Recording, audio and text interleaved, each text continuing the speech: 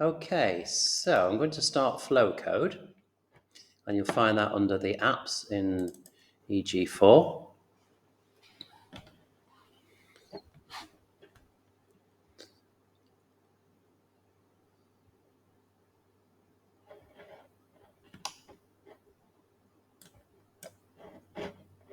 So the FlowCode software looks like this. So the first thing you need to do is your global settings and make sure that it's OpenGL software.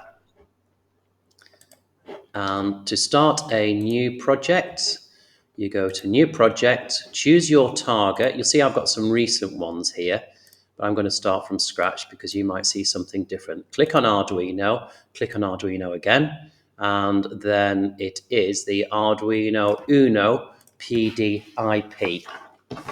So this is on the lab sheet, and we're starting off on page 3 on the lab sheet. I'll come back to the communication port in the second section of this video.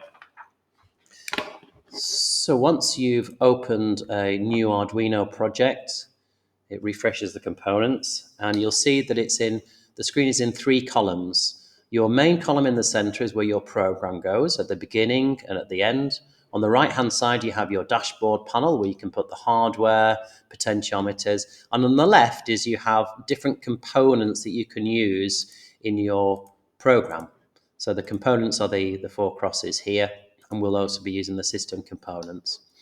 So the first bit we want to do is add in a potentiometer. So I'll go to components libraries, it's a component, and inputs. A potentiometer is an input like a sensor, and I click and drag it over to the right-hand panel. Then it puts a potentiometer in. Now I just want to change the properties. I right-click, select properties, make sure that the channel is the right one, AN0, and the only difference I need to change is the VREF option. From VDD to the second one, which says VREF and pin, it actually defaults to AVCC. So, and then I can OK that.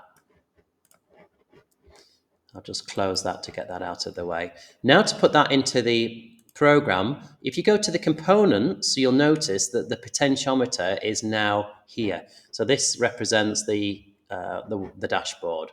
If I expand that, I can see some things that the potentiometer can do. The main thing I want is get int, and I drag that over between begin and end. So it's there. But get int, I need to return the value into a memory location. And a memory location is referred to as a variable. So here it says return value. And what I need to do is click on the down arrow, and it opens up my variables. I need to add a new variable if I don't have one already. Select an int, an integer, and give it a name. I'm going to call it demand, and OK that. Now, it's still not within that return value, so I need to double click on that, and then it types it in, and OK that. So now I've got demand equals get the potentiometer. So that would run and it would end, but what we need to do is make it loop around. So I go to Project Explorer, click on the icons, and here I've got lots of different things I can do. The main thing is loop. So I put in the loop, and that is my continuous loop.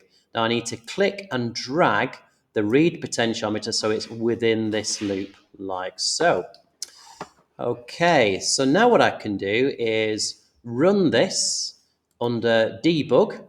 So debug, I can click go, and then something would happen. But to see those values, I go to the view menu, have a look at analog inputs. So that's the analog inputs.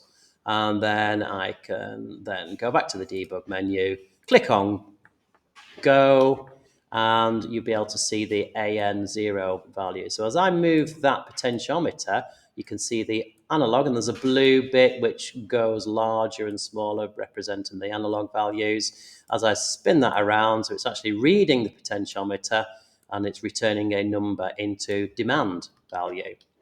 Okay, so that's the first part, which takes you up to page 8 on the lab sheet, and then we'll move on from there in a moment. But to continue and to do any saving or to change your program, you first stop the program and then you can make some changes.